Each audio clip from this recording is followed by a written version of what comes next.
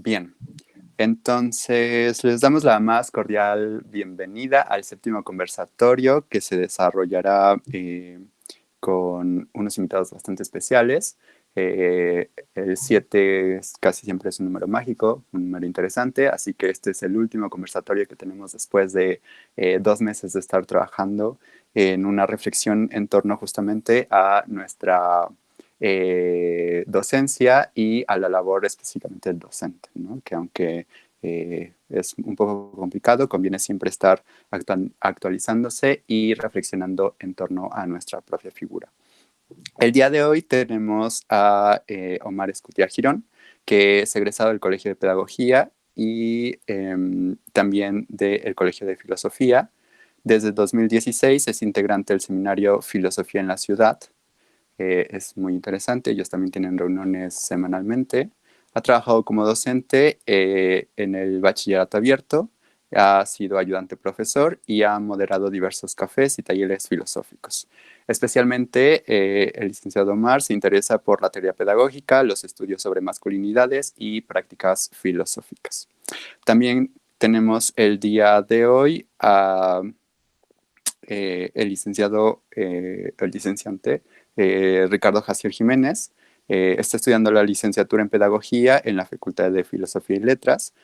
Ha participado en congresos internacionales, específicamente el segundo Congreso Internacional de Lenguas, Lingüística y Traducción, en el tercer Congreso Latinoamericano de Educación, y también ha intentado incorporar el pensamiento crítico en el uso de las tecnologías en la educación. Además, sus áreas de especialización son la didáctica de las lenguas y la historia de la educación. Entonces, pues les doy mi agradecimiento por estar el día de hoy aquí. Y el día de hoy vamos a reflexionar en torno acerca de cómo hacer estudiantes más activos, lo que sea que esto signifique o vaya dependiendo de la construcción que vayamos haciendo. Entonces, justamente me gustaría comenzar haciéndoles la pregunta de cuál es la definición que tiene cada uno de ustedes acerca de alumnos. Entonces, si no les molesta, voy a empezar en el orden de aparición. En este caso sería el profesor Ricardo primero y luego vamos con el profesor Omar.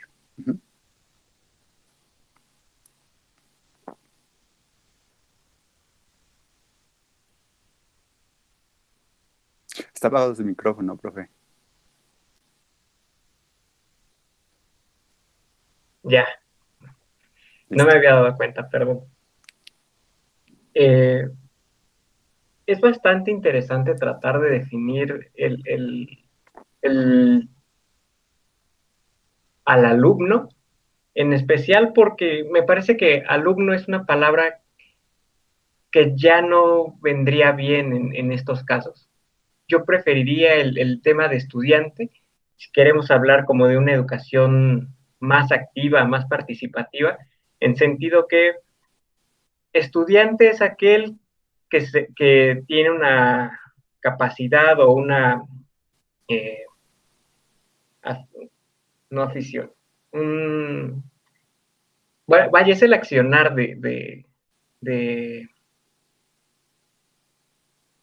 estudiar, en comparación con la palabra alumno, que simplemente podría ser un mero receptor de información, un mero receptor de teorías. Entonces, me parece interesante llevarlo desde este punto.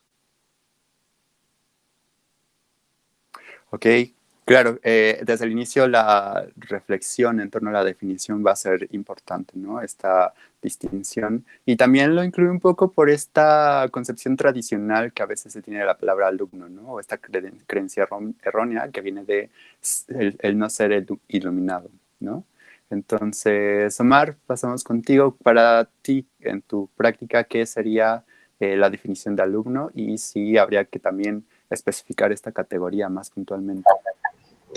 Sí, o sea, creo que la noción de alumno tiene esas problemáticas que ya apuntaba Ricardo, ¿no? O sea, de hecho, toda la tradición de la escuela activa prefiere usar la noción de estudiante o educando, ¿no? Que se incluiría o entraría dentro de una concepción mucho más amplia, porque aparentemente la noción de alumno deriva de una noción que tiene que ver sin iluminación o sin luz, ¿no? Que carece de luz, ¿no? Lo cual es muy interesante porque justo toda la escuela activa apostará por hacer el centro del proceso formativo a la persona que se está formando, ¿no? Y no a la persona que se está formando. Y ese problema tiene la noción de alumno, ¿no? Que siempre está como contraparte a la noción de profesor, ¿no? Entonces, repensar la noción de alumno, ¿no? Tratar de desgajarla de esa noción particular de estudiante como el receptor de información, como el que tiene que ir a la escuela, este tipo de cosas, pues implica repensar la noción de aquel que educa, ¿no? Por eso yo prefiero o preferiría tal vez como reemplazar la noción de alumno e incluso la de estudiante por la noción de educando, ¿no? En el sentido de pensar la educación como en contextos mucho más amplios, fuera de la escuela, ¿no? Porque si bien la noción de estudiante es aquel que se educa, ¿no? Y eso con o sin maestro, como dice la frase, con, sin y a pesar del maestro, es el que busca educarse, pues el educando es el que sí necesita de alguien, ¿no? O sea, que reconoce que necesita de un otro, un alter que entonces con el que se reconozca o no se reconozca en el proceso de formación. Y en ese sentido, educando me parece una noción que apelaría a una función mucho más activa del estudiante, ¿no? Porque estudiante que vendría a reemplazar la noción de alumno tendría el problema de que sigue incrustando en una noción de educación fuertemente escolarizada, ¿no?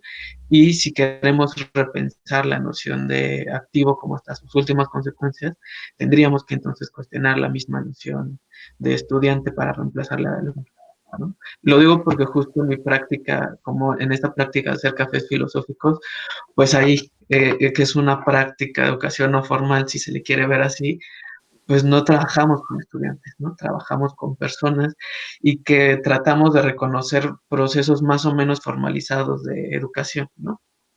Y no trabajamos con estudiantes, trabajamos con personas que esperamos que en las que acontezca un proceso formativo, educativo, ¿no?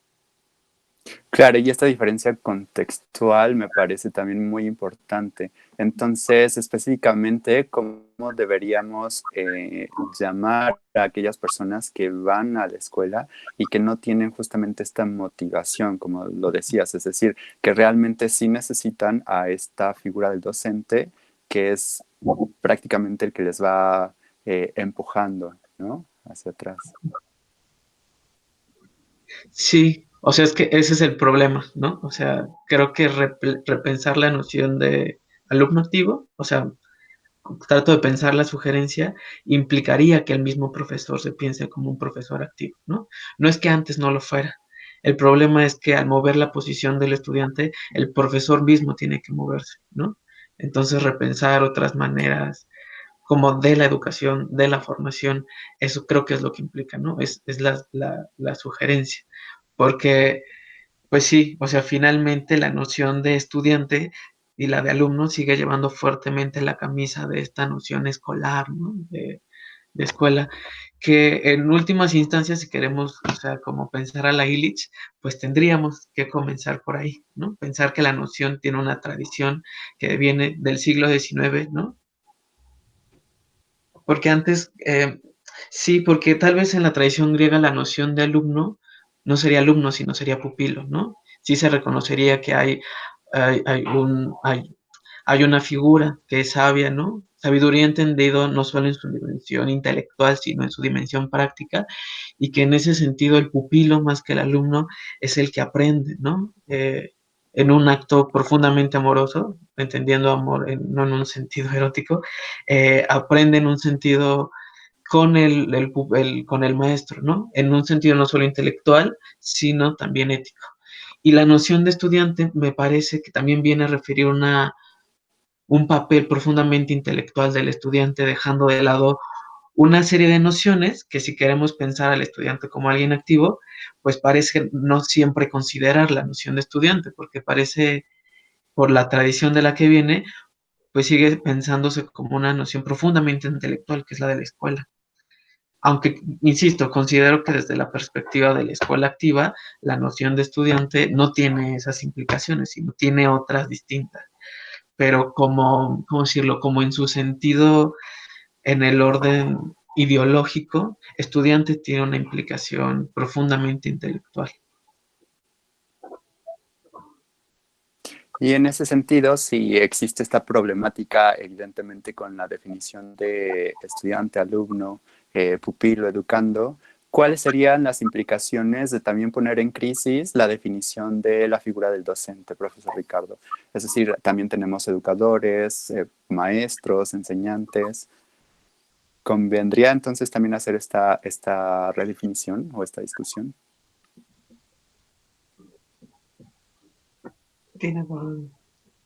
Le recuerdo que tiene su micrófono apagado, profesor. ¿Ya? Listo. En este sentido, creo que también habría que repensar el papel del docente, ¿no? En este sentido, docente viene de docere o el que habla, y si queremos nosotros tener una educación más activa, más participativa, creo que también debería de quitarse como esta investidura al profesor, al docente, de que es él quien es el eje rector, y empezar a llevarlo en un eje un poco más horizontal. Hace rato que el licenciado Mar refería a los cafés filosóficos. eh, yo sé por dónde va. En este sentido, la doctora Charabati es bastante buena llevando todos sus ejes en un poco más horizontales, y creo que es una buena opción tratar de quitarle este poder, esta investidura un poco al docente, y listo. Ajá. Eso me parece también sumamente importante porque pareciera que el docente no puede deshacerse tan fácilmente de esta investidura, ¿no? Cuando yo hago un poco esta reflexión con mis alumnos, o sea, aunque ya no tenemos esta tarima que nos pone un poco más altos o ya no tenemos esta edad que era tan grande o la ropa, ¿no? Que marque claramente una diferenciación. Sí es cierto que seguimos en los escritorios, en los espacios simbólicos, teniendo más lugares, las sillas más cómodas, ¿no? Pizarrones más amplios, es decir, sitios. ¿Cuál sería una buena estrategia para comenzar a deshacerse de estos aspectos que no son tan fácilmente perceptibles?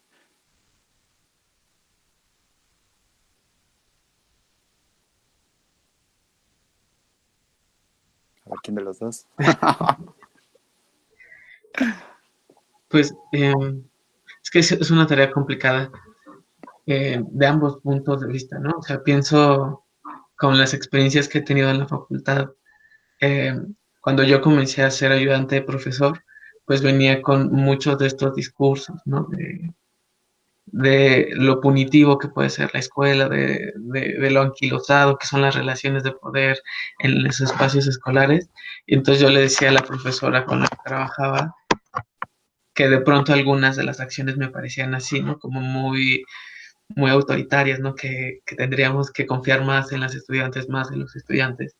Pero ahora es cierto que hay una dificultad real, ¿no? Cuando tú llevas, pienso en mi caso, llevas al menos que 12 años, 11 años de educación escolar, ¿no?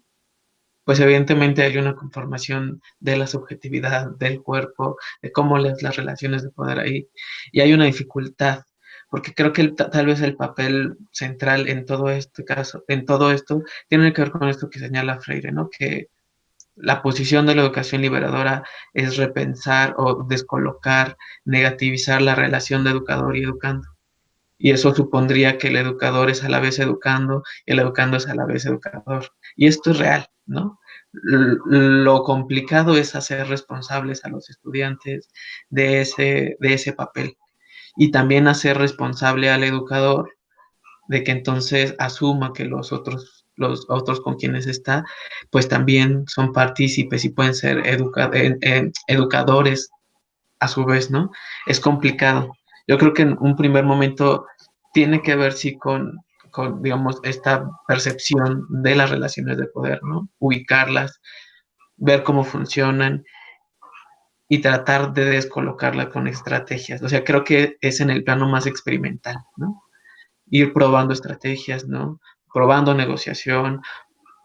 Yo creo que solo de esa manera es que entonces uno puede comenzar a conciliar con las y los estudiantes la responsabilidad de cada uno con el proceso de enseñanza y con el proceso conjunto y colectivo de construcción de aprendizajes, ¿no? Porque es complicado, ¿no? Insisto, es complicado por la historia que tenemos, por cómo nos han educado, incluso por las cosas que nos dicen en clase, de lo que implica aprender, ¿no? Yo creo que en primer lugar eso implicaría como tratar de comprender cómo funcionan, cuáles son las relaciones de poder que están en juego y también los límites. Y solo en ese momento entonces comenzar a experimentar con estrategias para ver de qué manera va uno transitando también en ese proceso, ¿no? De hacer que el estudiante y que uno se vuelva más activo, ¿no? Claro, profesor Ricardo, usted al respecto, solo para aclarar, también esto tiene que ver con la segunda pregunta que seguía, que era cómo fomentar en el docente una visión activa del alumnado también. Le recuerdo su micrófono, profesor. Ya. Sí, justo me parece bien, bien importante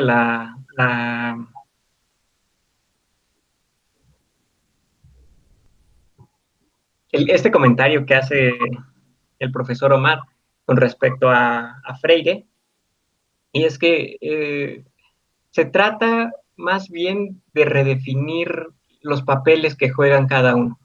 Es decir, no solamente el docente es quien sabe, sino tener en cuenta que muchas veces los estudiantes por sí mismos saben muchas cosas y son capaces de transmitir estos conocimientos a los educadores. Y en ese sentido, porque también este conversatorio va un poco también hacia eso, ¿cuál sería una estrategia real o efectiva que ustedes hayan implementado al dar sus clases para generar este tipo de cambios? En su caso, profesor Ricardo, ¿qué estrategia ha generado? Bueno, yo voy a hablar desde mi disciplina específica, que son las lenguas, y es un poco complicado llevar esto. Hay distintas didácticas para cada una de las materias, para cada una de las disciplinas que nosotros podríamos impartir. Y en este caso, el llevar una didáctica de las lenguas es muy parecido a llevar un proceso de esquematización. Entonces, no se puede abrir del todo eh, a un a un a un modelo muy utópico, sino que también hay que tratar de llevar esa rigurosidad que la misma disciplina exige. En este sentido, creo que lo que a mí me ha funcionado es abrir ciertos espacios en el currículo para tratar de llevar otras cosas que van más allá de la simple enseñanza de las lenguas. En este sentido, hay veces en las que nos hemos permitido hablar sobre los sentires de los estudiantes, nos hemos permitido hablar sobre cómo se percibe la situación actual con ellos, y no es algo que simplemente yo les diga, sino que ellos son capaces de compartir. Al menos en este punto creo que podría ser a veces un tanto incompatible, bueno, no incompatible, sino difícil de meter, pero creo que se puede lograr abriendo espacios dentro de nuestro mapa curricular.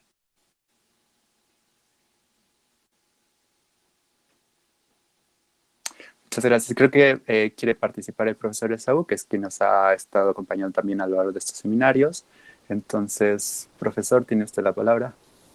Muchas gracias. Escuchando lo que dicen nuestros colegas, la verdad es bien emocionante decir nuestros colegas para los que estamos aquí hoy reunidos. Y decía por acá, profesor Ricardo, ¿no? Se pone complicado cuando queremos dar seguimiento a esta línea de otro idioma. Es bien complicado, la verdad, porque a veces cuando estamos trabajando en ese tenor, pues no recordamos cómo aprendimos nuestra lengua materna. A veces se nos, vamos a decirlo así, se nos imputa. Tú eres el profesor de idiomas y tienes que dar inglés, a manera de ejemplo, ¿no? No sé si profesor Ricardo es lo que imparta. Y entonces dicen, bueno, es que nos dijeron, y ya mencionaron, ¿no? O sea, la usanza, la experiencia, lo que traemos como cultura, dicen que así es como debe proceder un profesor, pero yo creo que una de las partes que nos puede tener más en conexión con nuestros alumnos, esto de hacerlo a que se convierta en activo, es algo que procuro hacer en lo general. ¿Cómo era yo cuando estaba aprendiendo eso? ¿Cómo me sentía yo cuando me daban estas indicaciones? ¿Qué me gustaba de las cátedras o estas ponencias que hacían los profesores? Tal vez recuerdo algunas de kinder, aunque no lo crean. Creo que soy mucho más grande que ustedes de edad y aún así me acuerdo de algunas situaciones en kinder. Y decía, a mí no me gustaba que me hablaran así, a mí no me gustaba que me dieran estas indicaciones, pero por ejemplo, viene esta parte, todo esto es disciplinario, ¿no? Y entonces es muy complicado decir, pues salte de la disciplina y métete a la cabeza del alumno o estos puntos. Creo que, por ejemplo, en el caso de inglés, y no quiero hacer una recomendación ni sugerencia, definitivamente me parece que el profesor Ricardo puede llevarlo mucho mejor de lo que yo lo haría. Es decir, bueno, ¿cómo aprendí yo a hablar español? ¿No? No vino mamá y me dijo con un borrador, pizarrón y gis, así es como tú debes decir la palabra mamá, así es como tú debes decir comida, así, ¿no? O sea, todo empezó con señas, empezó con, de bebés no hablábamos, ajá. Y entonces ahí podemos hacer que el alumno se convierta en activo. Bueno, ¿qué quieres decir tú hoy? ¿Cuál es la intención que traes tú hoy, ¿no? Se pone muy complicado porque cuando empezamos a tener grupos de 6, todavía con 5 podríamos y es complicado, pero cuando empezamos a tener grupos de 6, de 12, de 15, de 25 y hasta de 35 muchachos, dices, ¿cómo a cada uno le doy la posibilidad? Iríamos muy lento, como nos pasó a nosotros para aprender español. Ajá, o sea, pero pudiera ser una de las alternativas, pero esta parte disciplinar a veces nos sujeta demasiado. Nos indica, debes cumplir con un programa. Acá dice que los chicos, cuando acabe este primer parcial o como califiquemos cada uno en nuestras escuelas, deben tener estos conocimientos y entonces intentamos jalarlos hacia donde dice el programa y la currícula. Y yo creo que esa es una parte bastante rígida de lo que sucede en las escuelas y que históricamente ha sucedido en las escuelas, ¿no? No quisiera que sonara esto a sugerencia de, mira, profesor, te voy a decir cómo enseñar inglés, porque creo que no es lo mío. Intenté en algún momento en Senda dar inglés y es complicadísimo. A pesar de ya tener cierta experiencia, no puedo decir que la tenga como tal, en la impartición de otras asignaturas, de verdad que otro idioma es muy complicado y sobre todo cuando viene esta parte, pero es que en ese idioma se tiene que decir así, no se tiene que decir asado, ¿no? Eso. Y con base en lo que decía profesor Omar, y allá citó a Freire, y que vea la parte activa e instalarla en la realidad al alumno, pues yo creo que más bien tendríamos que instalarnos en la realidad nosotros primero como profesores. Ajá, o como docentes, si es la palabra, o maestros en su momento, o guías, instructores, facilitadores, coaches, hasta tal vez ya podemos empezar a usar de una u otra manera.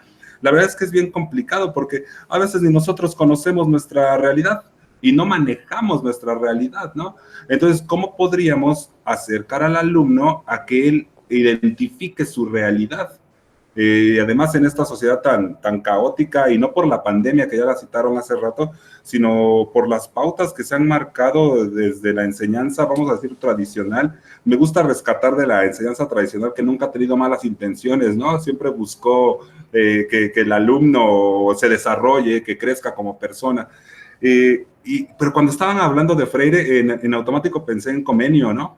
Y entonces él es uno de los que busca precisamente el, oye, pero los chicos, si los pones a hacer las cosas que son adecuadas, pertinentes para ellos, con base en su edad, y que de momento en este punto, no como tal, yo lo veo así, Piaget le copia un poco de eso, pues así, y Montessori le copia un poco de eso, y Dewey le copia un poco de eso. Ajá. Entonces también vemos que intermedio de los que acabo de citar ya de siglo XIX finales, siglo XX inicios, en medio me parece que está Rousseau, ¿no? Y entonces él dice, llévalo a la realidad, o sea, a la realidad de lo que él es con la edad que tiene.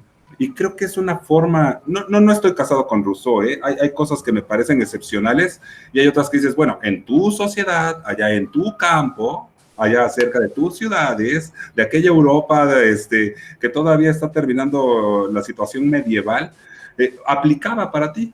Pero de verdad que aporta un montón de parámetros que si pudiésemos día a día llevar con nuestros chicos, independientemente de la edad, pero poniendo atención en su edad, en que esto es lo que los chicos están haciendo, este es su diario acontecer. Creo que por ahí podríamos, ya ahora sí regresando a la pregunta, solo me estaba poniendo en contexto y reforzando lo que decían los profesores, creo que sí podríamos hacer una parte activa. Y algo que me gusta mucho tomar en consideración para que el chico se vuelva el alumno activo es lo que dijeron ya, yo no lo sé todo. Vamos a poner ejemplos bien superficiales, pero que son de esta situación. Yo no manejo videojuegos como ellos. Yo no bailo como ellos, yo no escucho la música que escuchan ellos, yo no escribo, dibujo, pienso, siento como ellos. Es bien complicado poder involucrarnos con cada uno, como vamos a dejar de lado alumnos, sino como ente. Es bien complicado porque la verdad es que el tiempo nos come. Nos gana el tiempo. Aquí regresamos a la currícula, a lo que hay de escrito, a lo que la formalidad institucional nos marca que debemos. Pero creo que del punto que podemos partir para hacer que el alumno se convierta en alguien activo es recordar que somos humanos, que nosotros los profesores somos humanos y que ellos son humanos. Y eso creo que lo hemos perdido demasiado en las escuelas por esto que se dio en su momento, ¿no? Nosotros lo que necesitamos es formar a un montón de personas que puedan trabajar con máquinas, ¿no? Órale, váyanse a la revolución industrial y pónganse en sintonía con ello, que se hagan técnicos, ¿no? Y digo, acá 150 años más tarde, lo mismo hace el Politécnico, ¿no? Necesitamos la industria petroquímica, la industria automotriz, la industria eléctrica, órale, fórmate técnicos. Y no hubo pauta para pensar, oye, estas son personas, y estas personas son humanos, y estos humanos tienen deseos, sentimientos y creencias, ideología y demás. Se rompió de una u otra manera, ¿no? Lo que la escuela formativa, vamos a decirlo así, en algún momento buscó es, fórmalos para que se vayan a trabajar.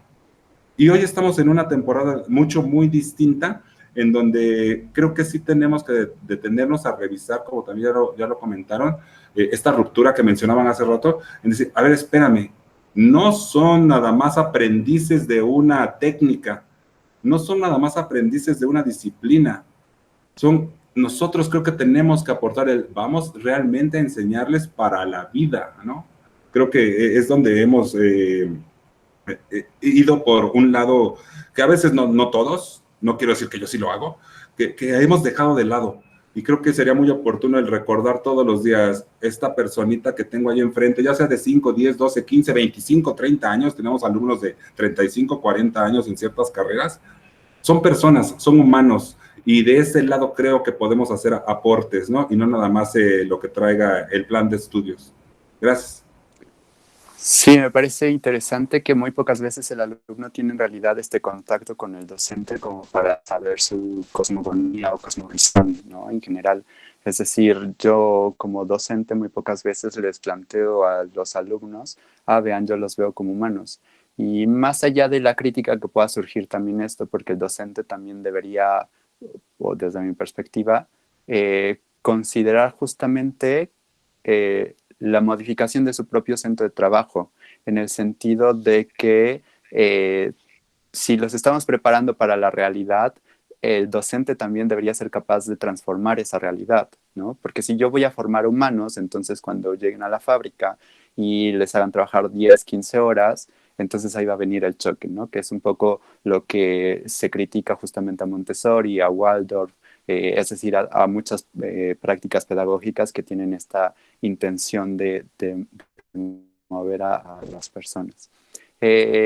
en su concepción, profesor Ricardo, para seguirnos a la siguiente pregunta, justamente cómo podría sugerirse el concebir el ser un alumno activo o activa, justamente desde la visión del profesor, considerando esta parte pues también de humanidad.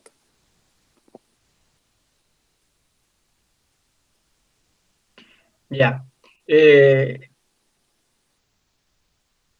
Ahí también creo que es un tema complicado, en sentido que,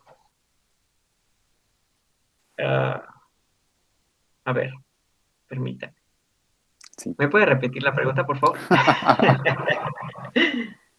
Sí, cómo promover en el docente, en el enseñante, y ya quizá ahorita Omar nos hablará un poco de esta importancia de la definición, pero cómo promover en el docente el ver justamente a un alumno activo, considerando el principio también de realidad, ¿no? Es decir, haciendo hincapié en la humanidad o el humanismo que podríamos llamar, pero también considerando, insisto, el principio de realidad que es, bueno, o sea, tú te estás preparando para ser un artista, para ser un cinematógrafo, perdón, un cineasta, pero pues hay pocos lugares de trabajo o quizá vas a encontrarte con altos precios de producción. ¿Cómo conciliar estas dos ideas, profesor Ricardo?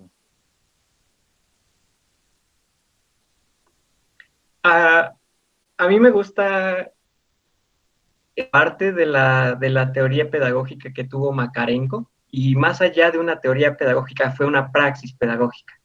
Justamente lo que logró hacer Makarenko en sus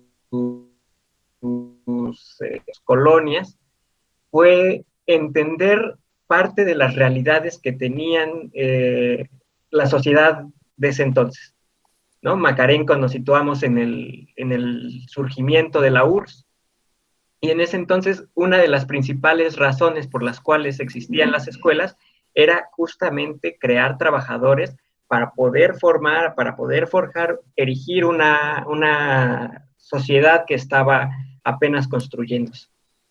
En este sentido, creo que Makarenko puede tener cierto tipo de cuestionamientos con respecto a su praxis, pero creo que es uno de los pedagogos, lo podemos llamar así, que tuvo bien presente la realidad. En este sentido, no lo dejaba en una praxis utópica como pudiera haberlo hecho Freinet, como pudiera haberlo hecho Montessori, y creo que acopla bien la realidad de su sociedad con un poco de lo que los alumnos vivían, ¿no? A pesar de que Makarenko era bastante disciplinario, bastante, un tanto militarizado, era de esas personas que eran capaces de mirar a los ojos a sus propios estudiantes y llevar una relación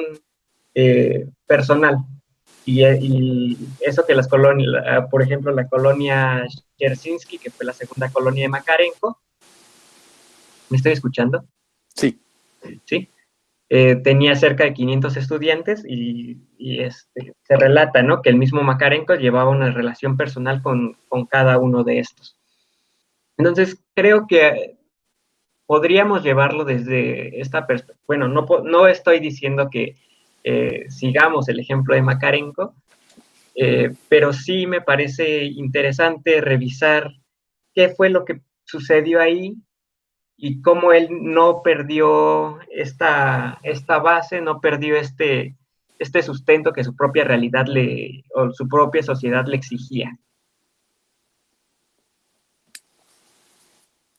Muy bien. Tenemos de regreso al profesor Omar. Bienvenido de nuevo. Me gustaría escuchar tus aportes respecto a este tema que de pronto sentí que se nos desbordó. Pues hay un tema complicado, o sea, quiero regresarme bastante.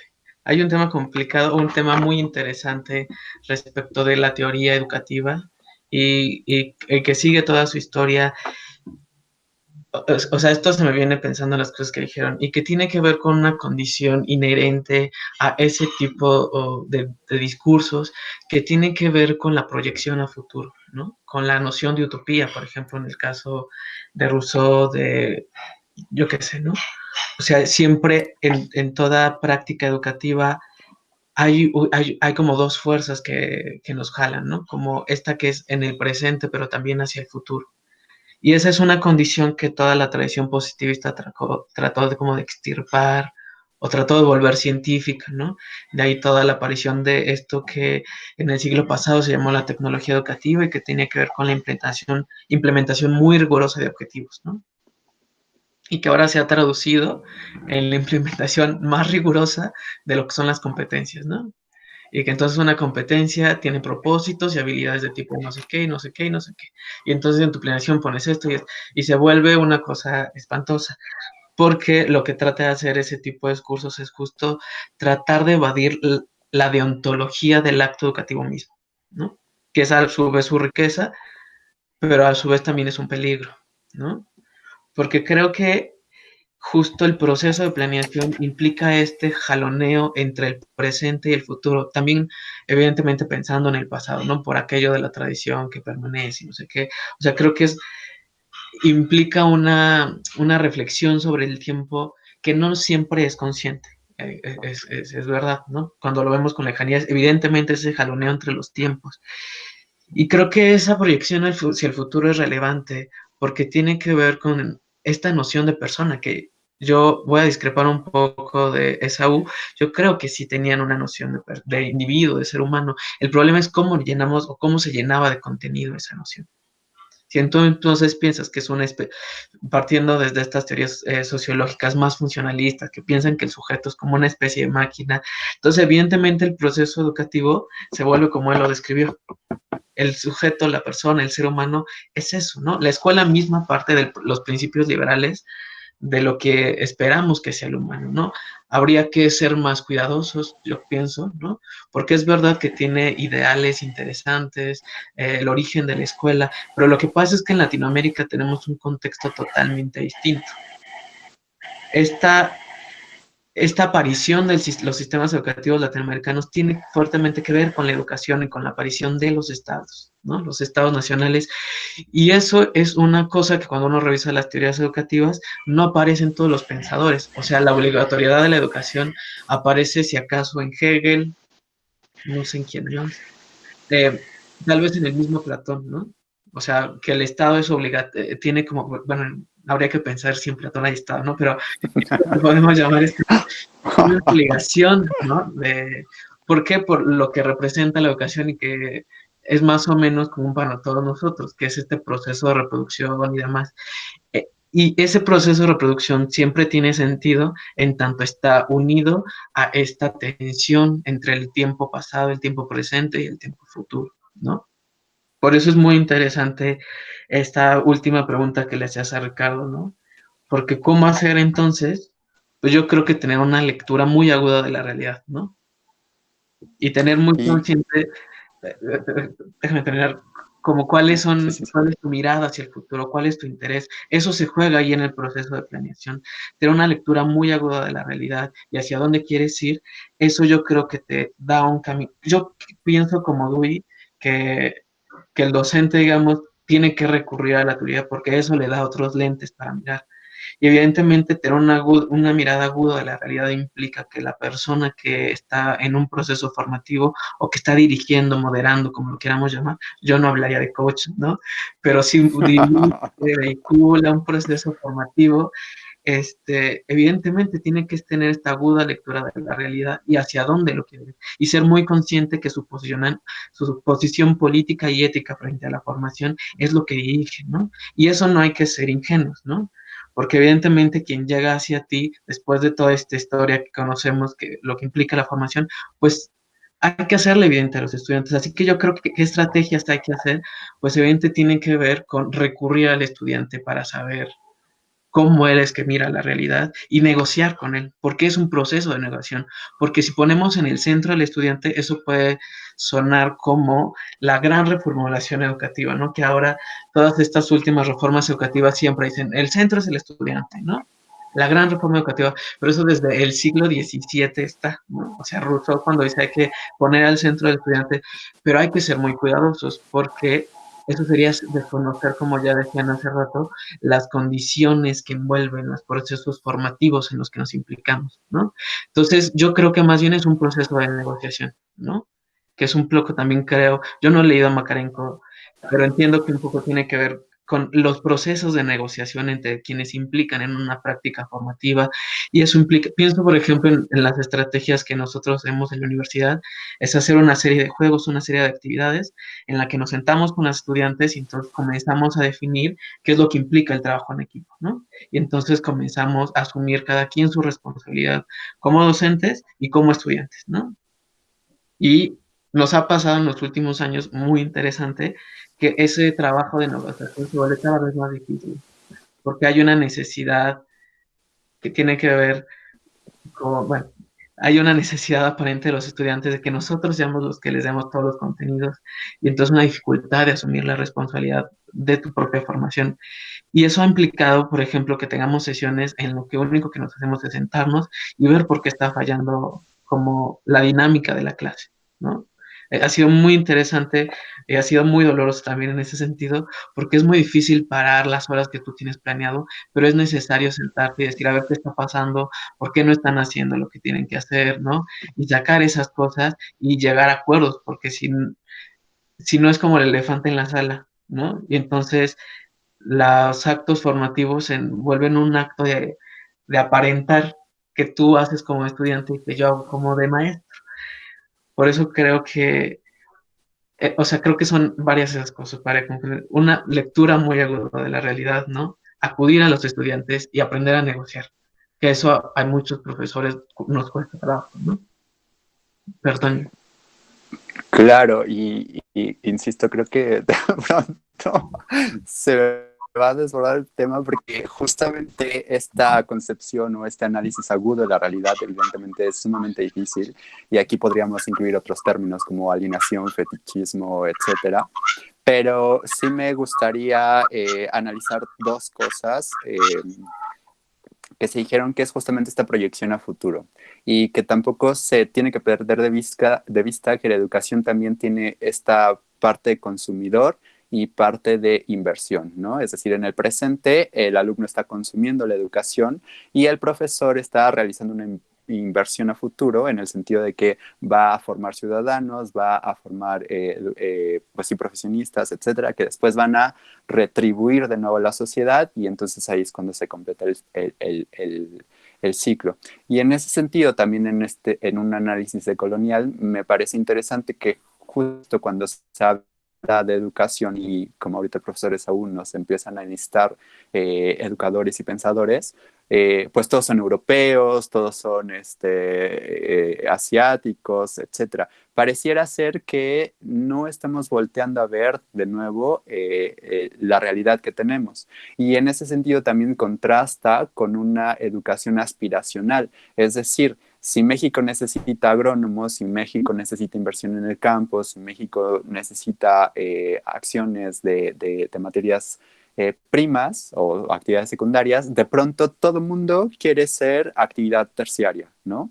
Y entonces ahí también viene un punto de quiebre dentro de esta visión nacionalista, porque entonces yo produzco o yo educo o yo genero personas que tienen esta actitud aspiracional, ¿no? Es decir, ya no están conscientes de su realidad y entonces lo cierto es que no podemos mandar a todos a Alemania, no podemos mandar a todos a Rusia que hagan sus propias comunas. ¿Cómo es lidiar entonces? Y aquí quizá ya estoy haciendo preguntas más retóricas que puntuales, pero entonces, ¿cómo lidiar con este aspecto de si voy a invertir contigo como alumno en tu humanidad, en tu educación, pero también te quiero enseñar esta visión crítica, es decir, también tienes que tener, yo insistiría en este principio de realidad, de no todos somos Alemania, no todos somos Inglaterra y las circunstancias que tenemos aquí son completamente diferentes, ¿no? O sea, creo que sí si es necesario esta parte de revisar cómo está actuando el docente críticamente ante la realidad, ¿no? Entonces, profesor Ricardo, en este sentido, ¿el docente también tendría que formar ciudadanos? Perdón, los tengo que dejar. ¿Sí? Maestro. Sí, profesora, Perdón, está muy bien. perdón, que tengo que atender otra cosa. Muchas gracias. Muy bien todo, ¿eh? Perfecto. Vale. Gracias, profesora.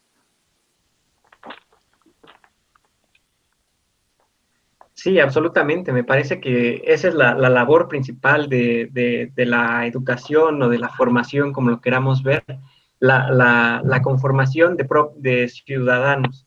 Ahora, tendríamos que ver qué tipo de ciudadanos nosotros querríamos conformar, qué tipo de ciudadanos querríamos instruir. En este sentido, me recuerda un poco unos textos que leí hace poco, donde se hablaba de una nueva ciudadanía global, en el cual es necesario que derribemos esta noción de los estados-nación y de las independencias regionales y empecemos a ver todos por una nueva función social del ser para un bien común a nivel global. En este sentido, son partes de las recomendaciones que puede hacer ONU, que puede hacer UNICEF, que están en la Agenda 2030 y que indudablemente yo creo que es difícil tratar de llevar muchas de estas cosas. Se acaba de integrar con nosotros, perdón que tome la palabra, profesor, la licenciada Fabiola. Ella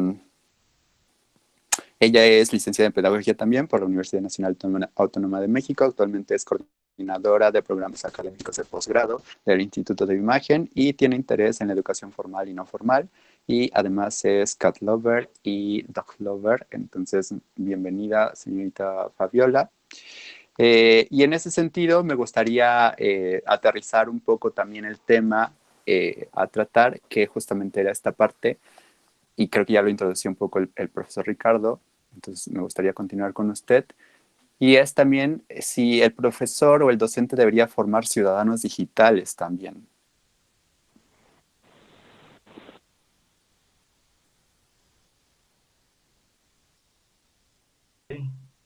¿Algún colega quiere apoyar esto?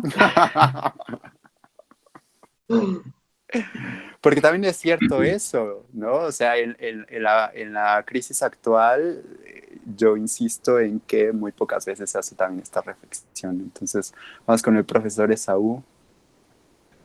Híjole, profesor Antonio. Yo creo que no hay manera en decir, profesor Ricardo le huyó a la... No, es que es bien complicado. La pregunta anterior era formar ciudadanos. Voy a decirlo rápido para hacer la broma. No los podemos formar en fila, o sea, es complicadísimo. Formar ciudadanos, rayos, o sea, aquí regresaría a lo que comenté hace rato. ¿Nosotros estamos formados como ciudadanos? O sea, lo dijiste en algún momento, no podemos enseñar algo que no tenemos, ¿no? Y hago generalidades, no estoy diciendo que los que estamos aquí no seamos ciudadanos, creo que dentro de todo, por algo nos involucramos en esta dinámica, con estas disciplinas, pero creo que es bien importante tener presente cada uno de nosotros ¿qué hacemos? Vamos a la Constitución y vemos, oye, ¿sí estoy correspondiendo? Vamos al Código Penal y al Código Civil y al Reglamento de Tránsito y sí lo hago. Podría rescatar rápidamente este comentario con lo que dije hace rato, ¿no?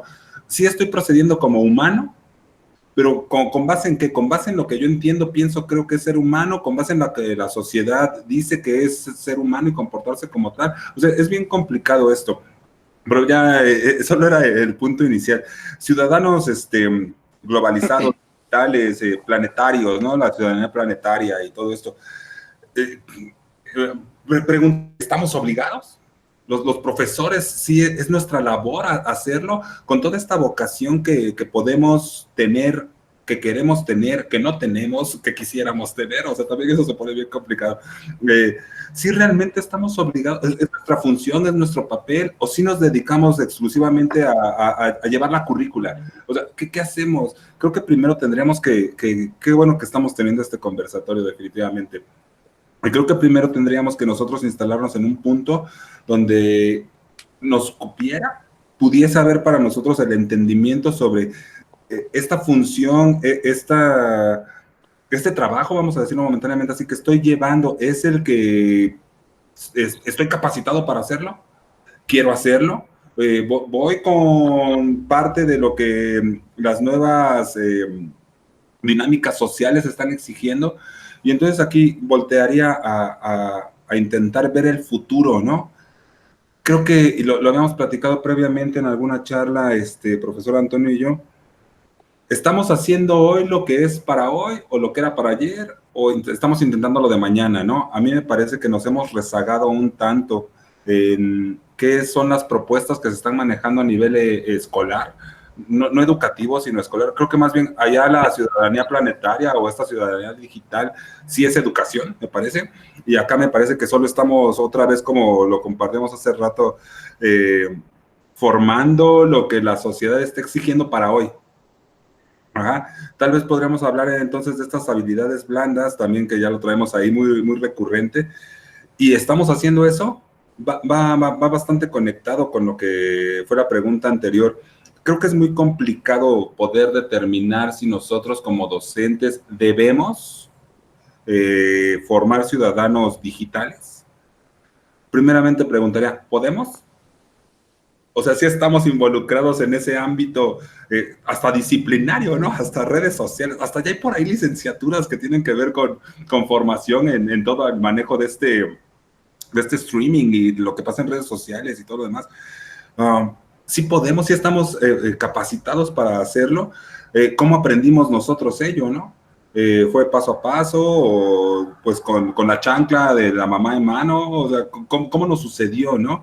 A prueba y error, ya estamos completamente facultados para poder decir, sí, yo creo que podemos enseñarle esto a los chicos. Creo que nos hemos tardado en lo general. Ajá, nos hemos tardado en mantenernos actualizados y sobre todo más en esta sociedad de este siglo XXI, sobre todo en esta sociedad del siglo XXI, en la que los cambios se dan diario, ¿no? A manera de ejemplo, hoy sale el iPhone 11 y mañana ya está el 12, ¿no? Y el viernes va a estar el 13. ¿Cómo logramos ponernos hasta allá, no? O nos dedicamos a intentar enseñar lo que ya sabemos, o nos dedicamos a actualizarnos todos los días, y entonces yo creo que se genera un círculo vicioso de ese lado, que puede ser virtuoso definitivamente, ¿no? El profesor se está actualizando continuamente y se sabe los memes de moda, y me puso el videíto y lo que está pasando y me entiende, y tal vez podemos con ello, pero no sé si sea oportuno decir, debemos educar, crear, gestionar, fomentar ciudadanos digitales. No sé si sea oportuno decir el debemos, ¿no? Tal vez tenemos las intenciones y algo hacemos al respecto, pero no sé si lo logremos. Gracias. Sí, y me recordó ahorita que la FAT también abrió alguna vez un curso sobre memes.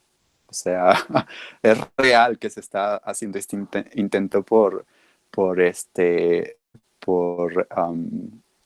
incluirse o de alguna forma empezar a manejar las redes sociales. Y hace ratito se me ocurrió una pregunta que la dejo al aire nada más, a ver si en otro conversatorio también lo podemos abordar, pero cuando hablamos sobre los sistemas educativos, generalmente decimos es que la currícula no considera, es que la currícula, y me surge la pregunta si no hay profesionales de verdad de la educación en el gobierno que puedan generar esta currícula, ¿no? O sea, porque siempre hablamos como a la distancia y pareciera que la educación es uno de esos pocos campos que quedan hasta el final. Pero bueno, me gustaría comenzar ahora con la licenciada Fabiola, que nos hable un poco acerca, para continuar con el eje y ya no desbordarnos tanto, ¿cuáles son las herramientas tecnológicas que se ha intentado implementar desde su práctica? Hola Antonio, ¿cómo estás? Bueno, hola a Hola, todos. Juli, muy bien, bienvenida. Gracias. Bueno, herramientas tecnológicas, bueno, como tal, creo que siempre la educación ha sido la última en el que la tecnología se ve beneficiada. O sea, vemos como siempre muchos adelantos tecnológicos y la educación es al último campo al que le toca. Entonces, y aparte las herramientas que podemos utilizar hoy en día no fueron diseñadas exactamente para un campo educativo, sino para otra área y la educación las aprovecha. Entonces, como herramientas educativas, la verdad ahorita he visto mucho como el auge del Kahoot y muchas cosas que sí son divertidas, son como más lúdicas, sin embargo no creo que cumplan una función educativa como tal.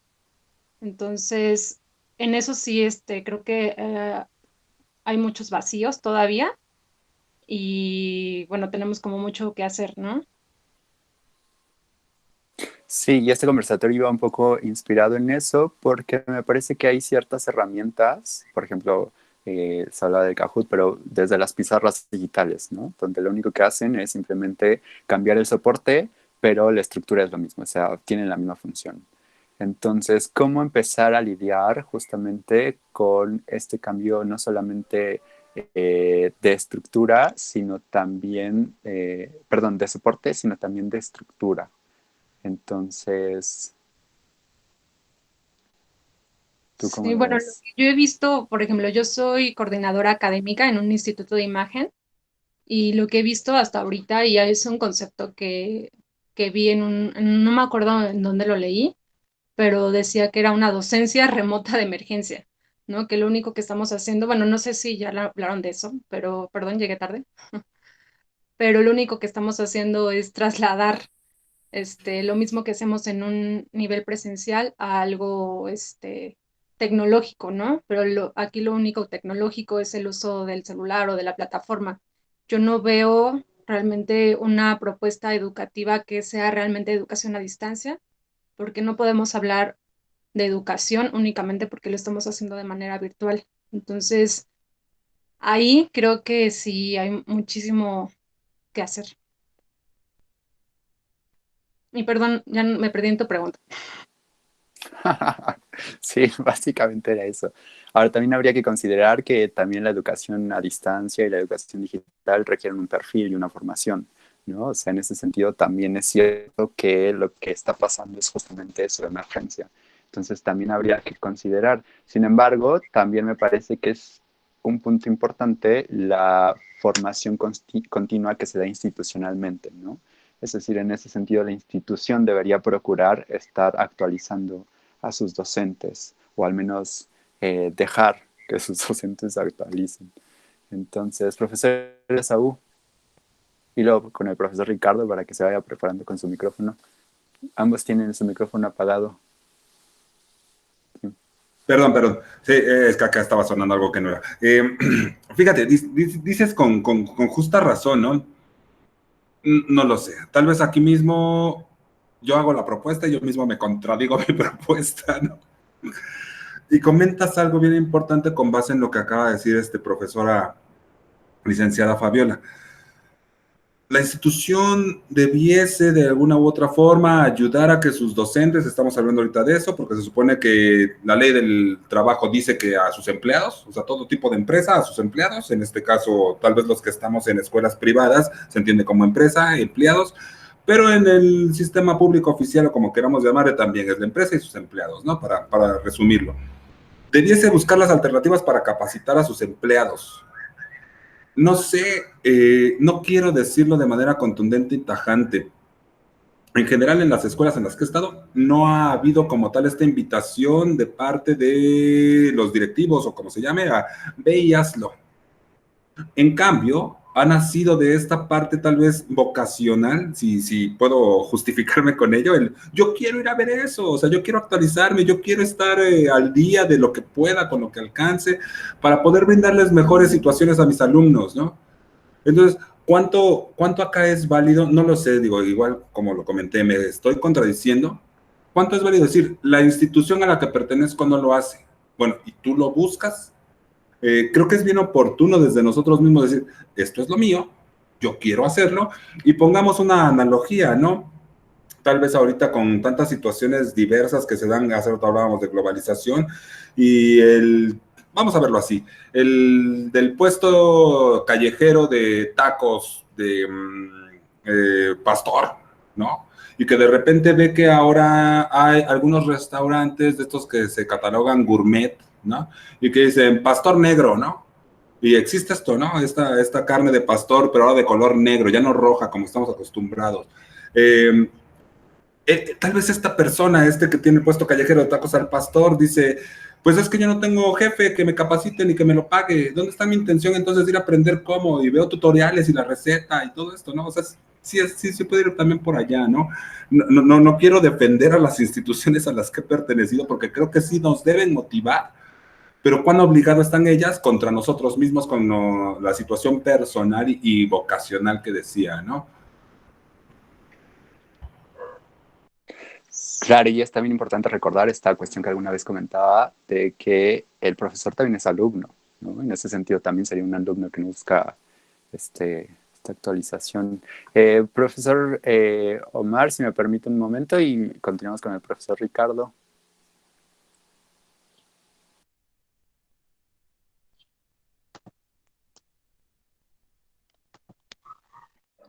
¿Va el profesor Omar o quién va? Sí, creo que dije sus nombres al revés. Perdón, profesor Ricardo, si me permite un momento con el profesor Omar.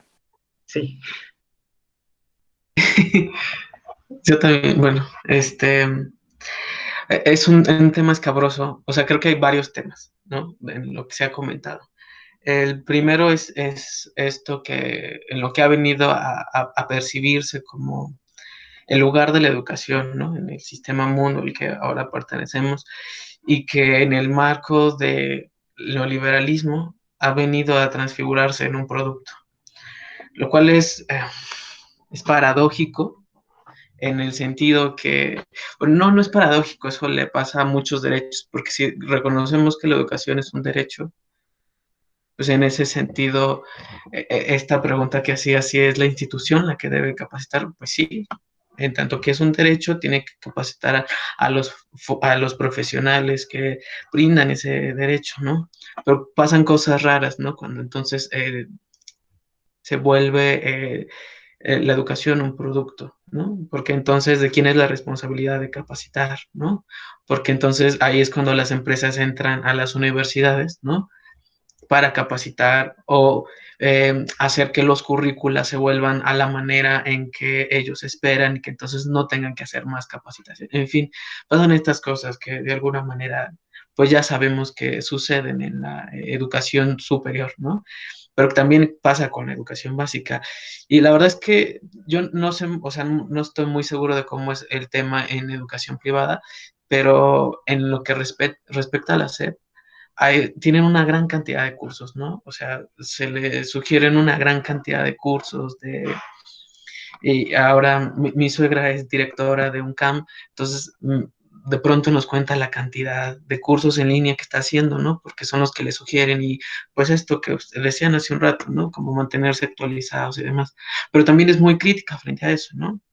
Lo cual, entonces habría que pensar, pues es que en la educación, como decirlo, oficial, pública, sí se dan esos procesos de capacitación. La cosa es la naturaleza de esos cursos, ¿no?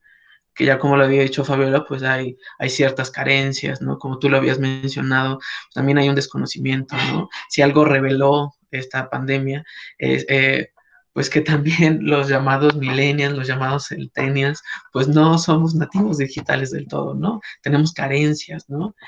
Y evidentemente, ¿no? Esto que ahora tratan de hacer las universidades, las escuelas, de ponerle un paso enfrente a la emergencia, pues eso, no podemos hablar, como ya decían, de educación a distancia, ¿no? Habría que hablar como, no recuerdo ahora el término que usó Fabiola, porque es eso, el modelo de educación a distancia es un modelo totalmente distinto, que además eso es interesante, el modelo de educación a distancia, en su fundamento tiene un planteamiento de estudiantes activos, ¿no? O sea, necesariamente, porque el proceso de conducción es mínimo, ¿no? Entonces, uno va descubriendo cuando es estudiante de esa naturaleza que entonces todo tu proceso de aprendizaje solo está supeditado a tu propio desarrollo, aunque eso sí, la cosa está determinada por los objetivos que te da el docente, ¿no? Habría que pensar ahí que justo la noción de estudiante activo encuentra límites, ¿no? Porque entonces no tienes la retroalimentación y la posibilidad de negociar los saberes, sino solo los niveles, los saberes ya bien establecidos, y entonces tú que tienes que aprenderlo. Entonces habría que pensar si ahí es una noción de estudiante activo, en qué sentido, con qué límites, y si entonces las herramientas tecnológicas realmente funcionan como herramientas o qué límites tienen frente a la educación. Porque si entonces planteamos la idea de una ciudadanía digital, pues esto que ya habían dicho, habría que pensar más que si somos o no capaces, ¿por qué tendríamos que aspirar a eso? ¿Y qué límites tenemos en nuestro país, ¿no? O sea, todos podríamos llegar a la ciudadanía digital porque se vuelve a encontrar con esta noción profundamente desigual de nuestra realidad, ¿no? Me acuerdo que con la profesora con la que trabajamos fuimos a escuelas que tienen población indígena y evidentemente tienen un televisor que no sirve y cosas así, y están en medio de la milpa, ¿no?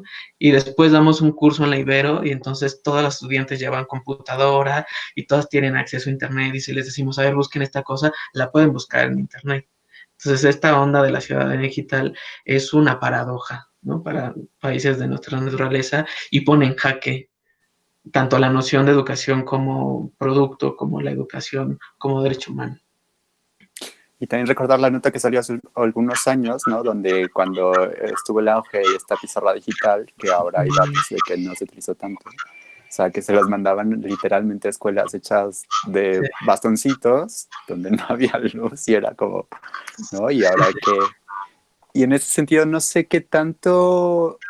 Yo siempre he estado como en este conflicto de considerar la tecnología solamente PowerPoint, Keynote, ¿no? O sea, pareciera que un lápiz y un papel, o sea, son tecnologías también que han resistido siglos, milenios, y que para desarrollar la creatividad quizá primero habría que enseñarle al docente a utilizar justamente solo una hoja, ¿no? A menos, o ¿qué piensa usted, profesor Ricardo? Sí, me recuerda un poco a esta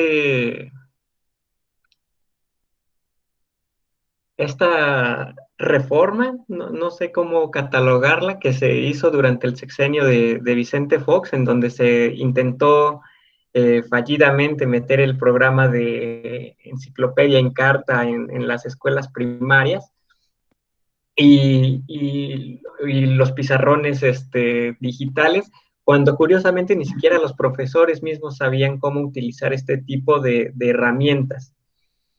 Y esto de una ciudadanía global a mí me parece un poco utópico y casi tan utópico como llegar a los planteamientos de si el hombre es bueno por naturaleza que planteaba Rousseau. Y es que vivimos en una tremenda desigualdad en esta parte del mundo. No creo que solo en esta parte, pero hay un problema. Hace rato el profesor Omar decía que hay un sinfín de cursos en la SEP para la capacitación de los profesores, pero el problema de la SEP es que el profesor muchas veces se ve en una encrucijada entre decidir si come o decidir si se capacita mejor. En este sentido, sabemos que los sueldos de los profesores son realmente bajos y como alguna vez planteaba un profesor, él decía que todos los profesores son los jornaleros del GIS. Van dando clase de aquí a allá sin un lugar fijo. Entonces, muchas veces se ve esto encontrado, o sea, los profesores tienen que que capacitarse o tienen que ir y cubrir sus horas para poder tener un sueldo más o menos decente. En este sentido, creo que todavía tenemos una brecha enorme que superar y habría que tener siempre en cuenta que las escuelas, los profesores, las personas no son entes neutros y por lo mismo hay un sinfín de medios o de fines de por medio.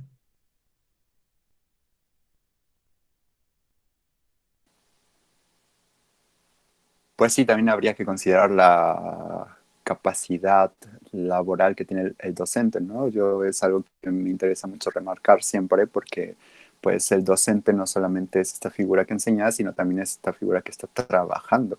Y de alguna forma, al llamarnos profesores, al llamarnos maestros, al llamarnos tutores, al llamarnos acompañantes, queda invisibilizada esta parte laboral, ¿no? O sea, pareciera que con que nos den un regalo el 15 de mayo, basta, ¿no? Es como la licuadora que le damos a veces a la madre, ¿no? Que es para seguir dando el trabajo. Y para continuar con las preguntas eje, me gustaría saber, y ya que la licenciada Fabiola también estaba hablando de eso, ¿qué estrategias o qué herramientas desde su práctica sí podrían funcionar para hacer o visualizar a un estudiante activo? Pues alguien mencionaba, no recuerdo quién, que el modelo de educación a distancia debe ser completamente diferente a la concepción de educación presencial.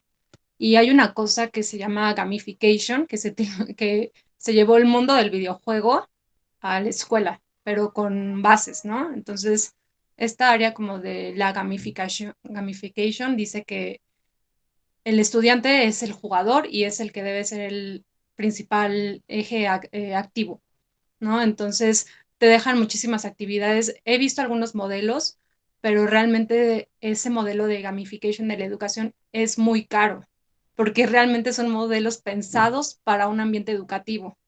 No es algo que te encontraste por ahí y lo vas a aplicar a la educación. Entonces, son modelos que están diseñados exclusivamente para la educación y en donde literalmente el alumno es el activo porque es como si estuviera jugando un videojuego. Y qué mejor que aprender jugando, ¿no? Ese es como el principio básico de cómo aprendimos a hablar, cómo aprendimos cualquier cosa a través del juego. Entonces, creo que como que esa base fundamental no se debe de perder en ningún momento a lo largo de la educación. O sea, no importa que seamos adultos, ¿no? Seguimos aprendiendo a través de lo que nos divierte, a través de lo que nos causa placer, ¿no? Aprendemos a través de eso. Entonces, no importa si seamos niños o si seamos adultos, creo que si guiamos todas las actividades en base a ese fundamento, a encontrar el placer en la educación y el placer en aprender, yo creo que las cosas cambiarían muchísimo. Ahora, ¿qué recursos exactamente? Pues no creo que existan recursos, sin embargo, diseño de actividades a la manera de gamification, a lo mejor y sí podemos llevarlo por ese camino.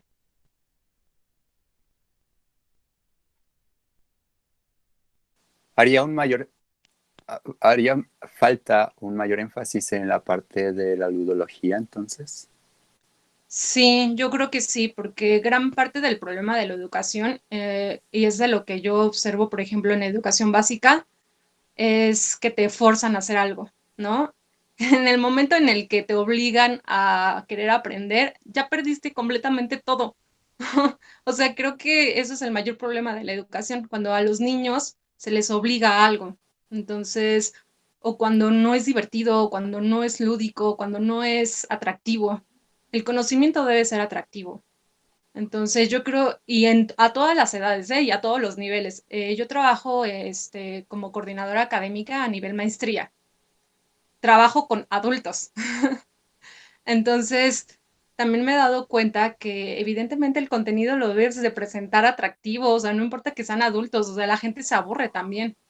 Entonces, en cualquier nivel, en cualquier nivel tú tienes que hacer placentero el aprender y en ningún momento puedes obligar a nadie a hacer nada.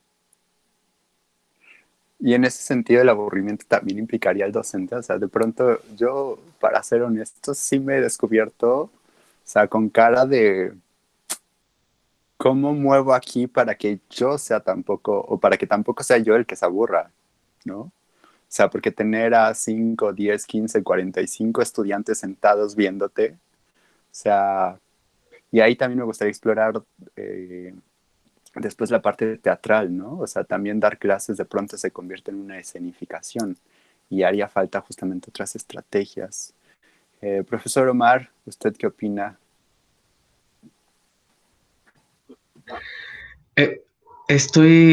Bueno, es que me vinieron varias cosas, ¿no? O sea, cuando vi la pregunta en el documento que me mandaste, estaba como recordando, porque la verdad es que, voy a ser honesto, no me puse a revisar como algunos documentos, unas notas, pero me puse como a recordar, o sea, la primera persona en la que me vino fue Freire, ¿no?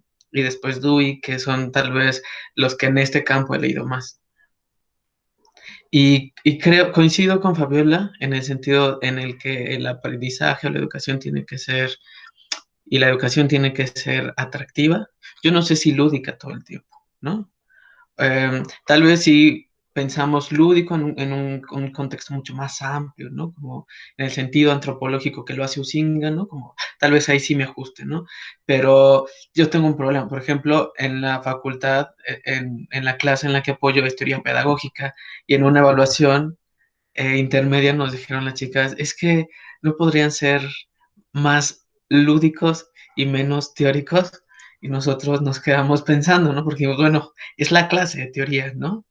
Y pensar teóricamente implica esfuerzos que uno no siempre dimensiona, ¿no? Y ahora hemos como más o menos emprendido y que no hemos podido concretar porque ya llevamos 3 años en que los semestres no son regulares, ¿no? Pero un proyecto de investigación para tratar de entender cómo aprendemos la teoría, ¿no? Y las herramientas y estrategias, porque es cierto que en la clase siempre en la evaluación nos dicen que es muy complicada como la materia por la exigencia teórica que eso implica. Y yo me quedé pensando ahora que Fabiola, yo no conocía esta propuesta, ¿no? Pero pensé en Duolingo y a mí, por ejemplo, me pasa o sea, pensaba como este tema de los videojuegos que es justo el presentarte ciertos retos, ¿no?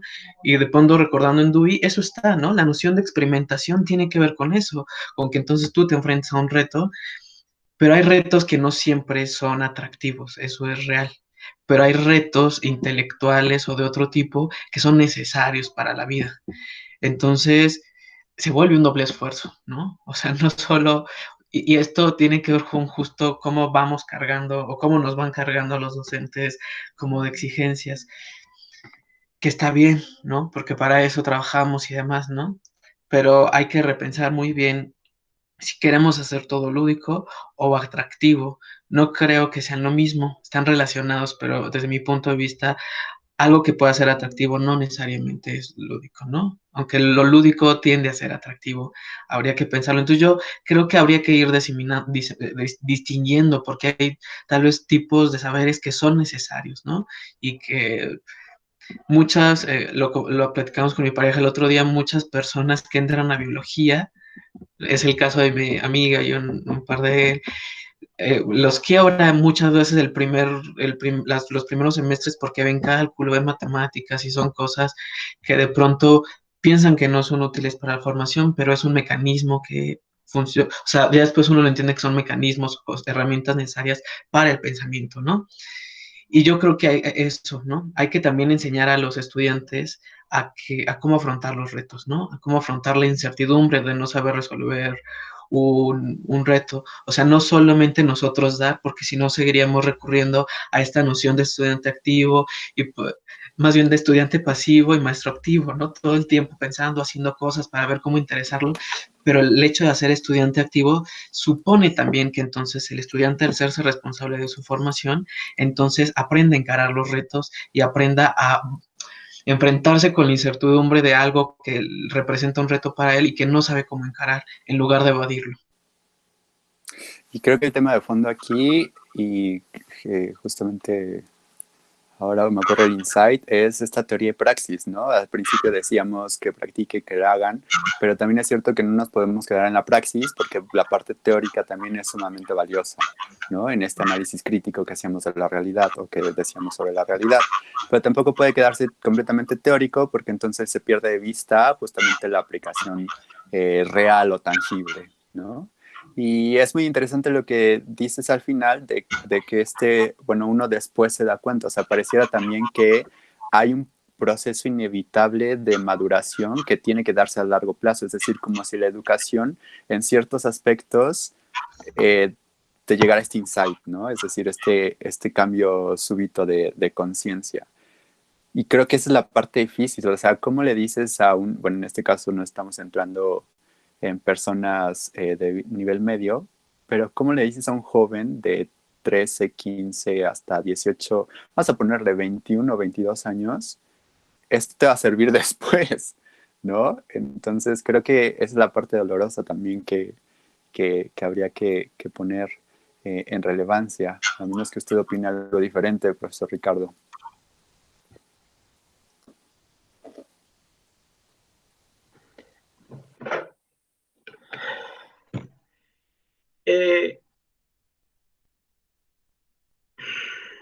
Vaya, nos estamos metiendo en temas bastante complicados y eso es algo bueno de que he visto de este conversatorio. Creo que nos ha servido a todos para repensar algunas cosas que habíamos dado por hecho.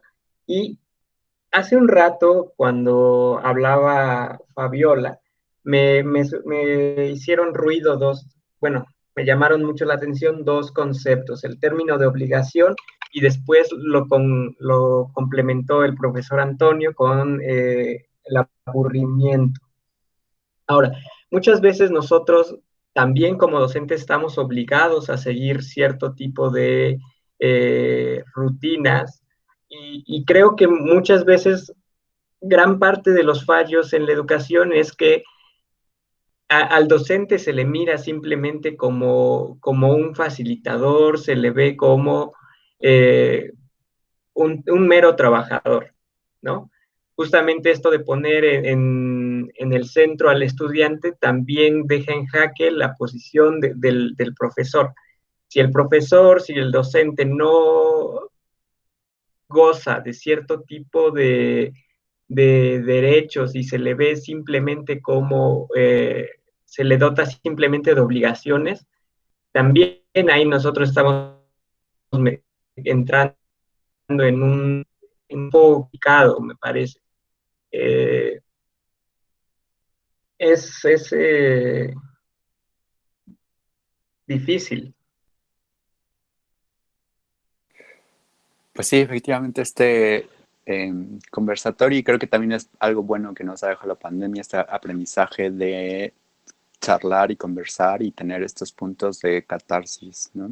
Entonces, para ir concluyendo, ya hablamos o abarcamos prácticamente todas las preguntas acerca del contexto en México, de las herramientas en el aula, de la postura de los docentes.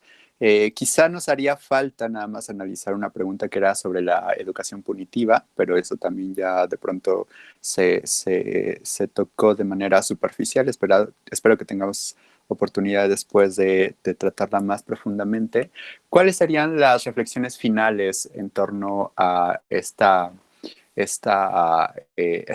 conversatorio? Y también me gustaría que agregaran, por favor, una recomendación, o podríamos llamarle también consejo, para fomentar la actividad, no solamente del docente, sino también, perdón, no solamente del alumno, sino también del docente dentro de nuestros salones de clases. Si no les molesta, vamos a comenzar con el profesor Esaú, seguimos con Fabiola, el profesor Ricardo y terminamos con el profesor Omar. Muchas gracias. Ok, híjole, sí es bastante complicado. Yo creo que esto lo podemos convertir en un seminario, ¿no? Hay demasiado y de verdad que hoy en particular, profe Antonio, y no es otra intención, me siento muy emocionado. Lo que están comentando los profesores, de verdad que me hacía falta refrescarlo. han tenido aportes que de momento se quedan ahí, ¿no? La teoría, la práctica, y a veces creo que en el día a día nos vamos a la práctica y se nos olvida la teoría pedagógica. Ajá. Y el refresco ha sido bastante sustancioso. A manera de conclusión, y sobre todo creo que el eje central de hoy es alumno activo, a pesar de que es un docente, que es un alumno y todo esto. Vino esta intervención de la ciudadanía digital, de las propuestas que nos comenta todavía profesora Fabiola, pero me parece que alumno activo, ¿no? Es como que la parte central.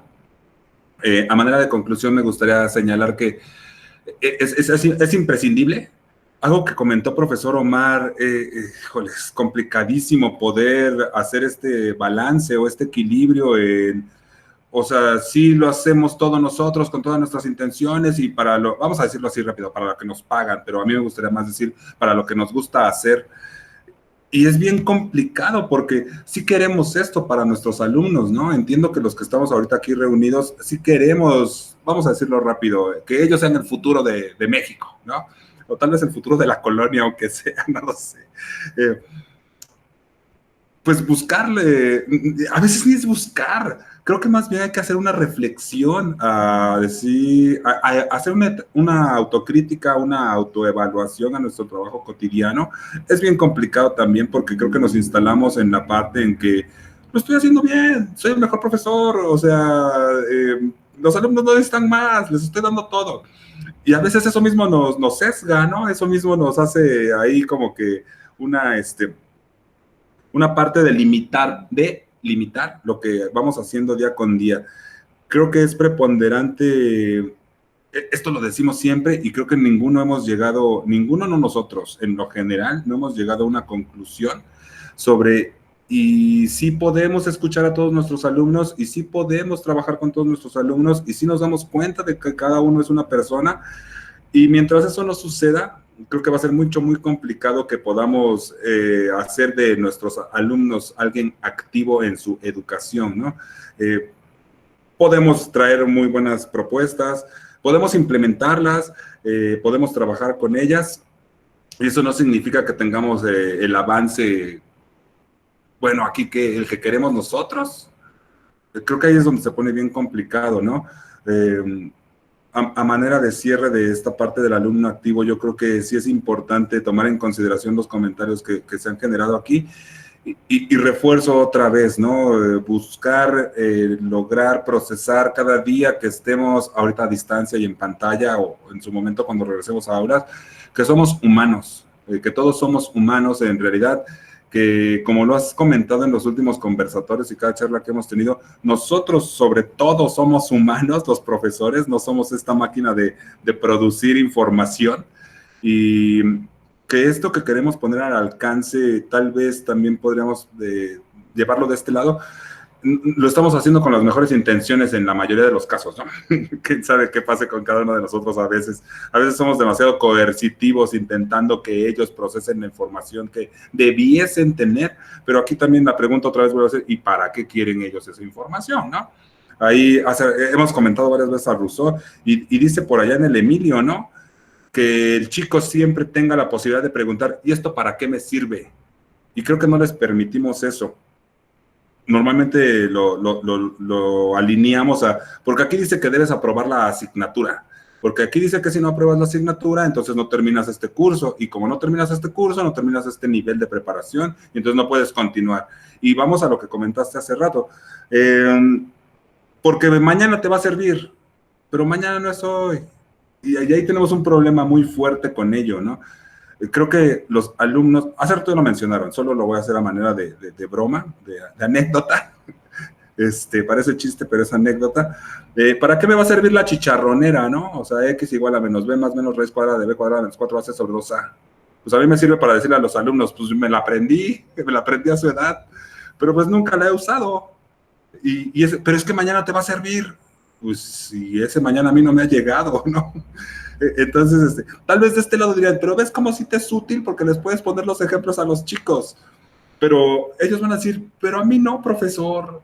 Ajá, entonces, bueno, cuando llegue ese mañana, cuando te detienes a analizar de, es que este más menos de esta B funciona de este lado, pero hace rato decías esta madurez, y recientemente platicaba también con una maestra, igual pedagoga, que cuántas ocasiones nosotros como adultos voy a poner un ejemplo muy superficial.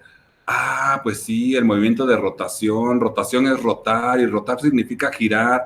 Pues así se hace el día y la noche y tienes 40 años, ¿no? Bueno, ustedes también chavos, pero tienes 40 años cuando dices, pues eso es lo que significa. Eso es lo que me enseñaron en geografía en tercero de primaria. Yo no lo entendí, eso no me lo aprendí de memoria, ¿no? O sea, sí llegó el futuro. 32 años después, ¿no? Y aquí es muy complicado esto. Creo que de nuestra parte, para poder generar esta situación de alumno activo, pues viene desde nosotros mismos. Estoy completamente de acuerdo con profesor Omar en que no se trata de, como tal, nosotros buscar todas las herramientas, sino poder, yo creo que interactuar y darles voz y voto a nuestros alumnos. Creo que es muy importante darles voz y voto. Y creo que en lo general lo que hemos hecho cada ocasión, en lo general, es cuando les damos voz y voto, normalmente nuestra respuesta es no, no es la respuesta, no, no es lo que te pregunté, no, no es así, no, te lo estoy enseñando, y no, pues no, entonces, ¿quién quiere tener voz y voto cuando cada ocasión me callan, no? Eso, para parte del alumno activo. Con respecto a la otra parte de una sugerencia, recomendación, seguirnos capacitando, intentar encontrar el humano que llevamos dentro, ¿no? Creo que por allá pudiese ir. Tal vez soy muy, muy romántico en esta situación, pero yo creo que si logramos equilibrarnos nosotros como personas, podemos llevar este equilibrio hacia los demás. Gracias. Sí, y esto último me parece siempre muy interesante porque generalmente cuando se le intenta dar voz y voto a un alumno es a través de una pregunta y muy pocas veces el profesor tiene clara cuál es la pregunta, ¿no? O sea, a veces cuando preguntamos, ¿entendieron? ¿Tienes alguna duda? En realidad estamos preguntando, ¿me expliqué bien? ¿No? Entonces habría que analizar desde ahí. Omar, si nos hace favor de dar tus conclusiones, tu cierre. No, perdón. Iba Fabi, ¿verdad? Sí, disculpen. Mansplaining.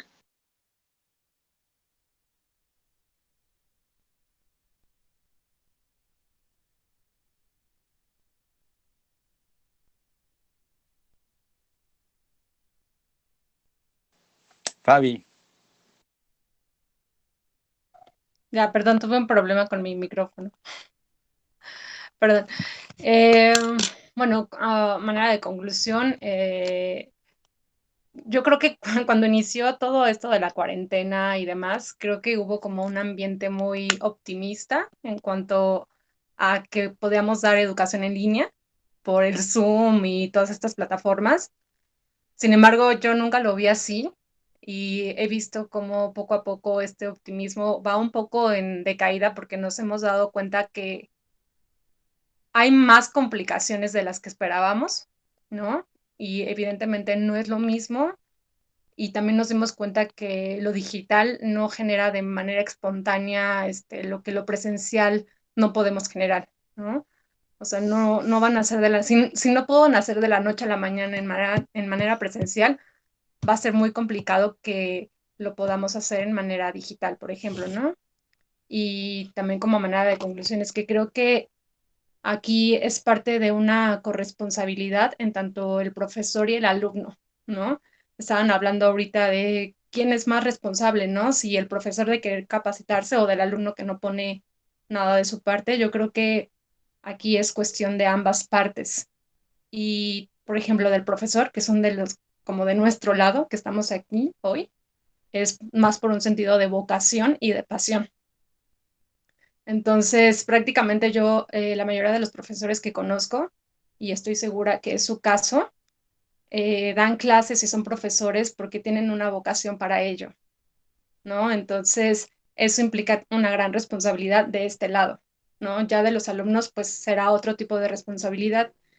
Y como a manera de recomendación, es que, como decías tú, Antonio, nosotros que somos, bueno, los profesores o los que estamos del otro lado, también somos alumnos, ¿no? Y nunca dejamos de aprender. Entonces, yo creo que mientras no muera nuestra curiosidad por saber, creo que estaremos haciendo mucho, ¿no? Que no se muera nuestra curiosidad.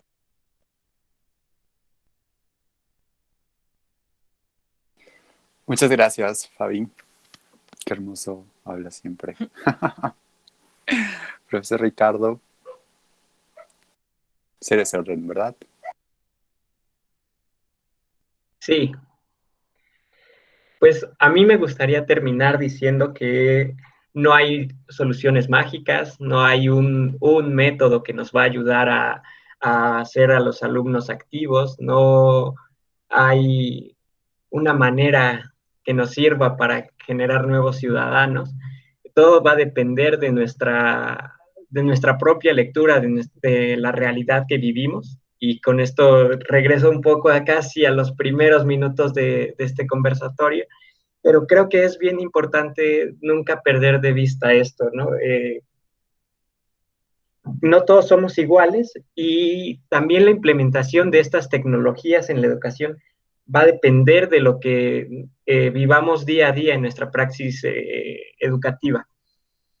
Creo que hay todavía preguntas, creo que todavía quedan espacios en blanco y probablemente podríamos tener 10, 15, 20 conversatorios y seguiríamos teniendo muchos espacios todavía por llenar, pero yo creo que es importante que nunca dejemos de leer nuestras realidades y tratar de entender lo que pasa dentro de la realidad educativa.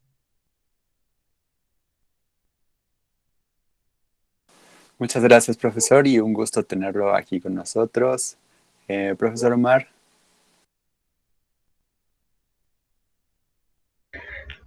Pues bueno, quisiera contar un poco estas dos cosas que nos pides, como la reflexión final y la recomendación. No soy de la idea de Ricardo. Muchas veces cuando en muchos espacios te vendes como pedagoga, como pedagogo, y dicen, aquí llegó el pedagogo, y la pregunta siempre es por el cómo, ¿no? Ya nos decía Illich, que justo el tema del del pensamiento esclarizado siempre atiende a los procesos y no hay una preocupación por el saber, ¿no? Y creo que a veces eso, hay una imposibilidad porque creo que con la idea con la que me voy es con tratar de romper las dicotomías, ¿no? Eh, eh, eh, y es un planteamiento, o sea, hay que decirlo muy claramente, es una posición el asumir que hay una escisión entre la teoría y la práctica. Y evidentemente tu manera de teorizar, el tipo de teorías al que recurres y tu práctica va a ser en consecuencia si lo piensas escindido, ¿no? Y, y la práctica va a ser distinta si ponderas la práctica y tu manera de teorizar va a ser distinta si ponderas la teoría, ¿no? Pero si por otro lado supones que es una falsa dicotomía la teoría y la práctica, porque hay que reconsiderar lo que entendemos por teoría, como líneas que nos ayudan a pensar, como principios, como nociones que nos ayudan a leer la realidad, un poco como lo decía Dewey, como que él era pragmatista y ahí yo tomaría ciertas distancias, ¿no? Apelaría más bien a una noción mucho más dialéctica, que es la propuesta de Freire, ¿no? De que aunque pienses que en la práctica no está presente en la teoría, pues sí, porque la manera en que miras la realidad modula, actúa tu manera de mirar, de actuar, de intervenir. Y asimismo, cuando tú tienes ciertas historias con ciertas acciones, cosas que te han pasado, evidentemente el cómo lees la teoría, cómo la interpretas, tiene mucho que ver, ¿no? Entonces yo creo que es una falsa dicotomía en realidad pensar que la teoría y la práctica, y creo que sí es una tarea pendiente en la formación de al menos de los maestros normalistas, el tratar de romper con esta dicotomía, ¿no? Y también de quienes somos pedagogos, pero hacemos práctica, tratar de romper con esta falsa dicotomía entre los maestros y los llamados especialistas en educación, porque creo que todos somos especialistas y tenemos que aprender a construir de otra manera nuestras teorías y nuestros saberes, ¿no? Más que conocimiento como saberes, ¿no? Y creo que tenemos un reto ahí, ¿no? Repensar las maneras en que hemos pensado esa decisión y tratar de suturar, que esa sutura siempre va a ser tensa, porque la relación entre teoría y práctica, aunque sea una falsa dicotomía, siempre es una relación tensa. y esa atención es productiva, ¿no? Por eso, cuando repensamos al alumno activo, hay que repensar al maestro, ¿no? Yo creo que no es gratuito, ¿no? Porque el maestro también pensarse como un maestro activo, entonces su acción piensa de una manera distinta. Yo creo que en ese sentido, Freire, la propuesta es distinta a las escuelas activas y sería un error pensar que él entraría en la escuela de Freire, en el mismo saco que Freinet, que Dewey y que todos estos pensadores que se llaman maestro activo, porque es esto que decía Ricardo hace rato, ¿no? Pues sacas al maestro del centro y pones al estudiante, pero entonces el maestro se queda orbitando. Y si pones al maestro en el centro, como sería la escuela tradicional, y el alumno está orbitando, el problema es la dicotomía. Cuando tú suturas esa dicotomía y pones esa tensión, pones a los dos a dialogar y a negociar, ¿no? Y yo creo que la recomendación tendría que ir por ahí. Cuando rompemos esa dicotomía, el espacio nunca va a estar libre de relaciones de poder, pero entonces la negociación es posible, es factible. Por eso la propuesta de la pedagogía dialógica, ¿no? Por eso la propuesta del hogar, encarar a los alumnos y que los alumnos nos interpelen en nuestro supuesto, nosotros como sujetos supuestos saber, ¿no? Que supondría tener ciertas cosas, ¿no? Y en realidad nosotros siempre estamos interpelados con los alumnos. Lo que tendría que hacer falta es hacer consciente esa interpelación para producir otro tipo de pensamientos, otro tipo de prácticas. Y quiero finalizar agradeciéndote por haberme invitado y haber compartido el espacio. Muchas gracias a todos, a todas. Enrique Omar, siempre es un placer compartir con ustedes, escucharlos. Y yo nada más recuperaría algo que justamente decíamos la vez pasada en alguno de tus cafés, que es la dificultad de romper dicotomías, ¿no? Porque hasta eso, o sea, el decir activo-pasivo, también ahí estamos dicotomizando, ¿no? Entonces, les agradezco haber participado en este 7º y último conversatorio para cerrar este ciclo después de 2 meses de trabajo. Profesor Ricardo, profesor Omar, profesora Fabiola, profesor Esaú, muchísimas gracias. Tengo que confesar que todos ustedes son personas muy valiosas para mí. Les agradezco mucho haber compartido sus conocimientos, su tiempo y su espacio un momento de nuevo conmigo. Y finalmente me gustaría compartirles justamente la reflexión con la que todo esto surgió, que es de María Leila Alves, que es nuestra preocupación actual es formar al profesor en tanto ser reflexivo, tan reflexivo como sus alumnos, que se apropia del acto docente en su totalidad. Y precisamente de eso se trata, justamente de ser pues justamente docentes en la totalidad y no nada más en una fracción. Entonces, muchas gracias por participar. Espero que tengan muy buena tarde y nos seguimos viendo después. Muchas gracias. Gracias. Hasta luego.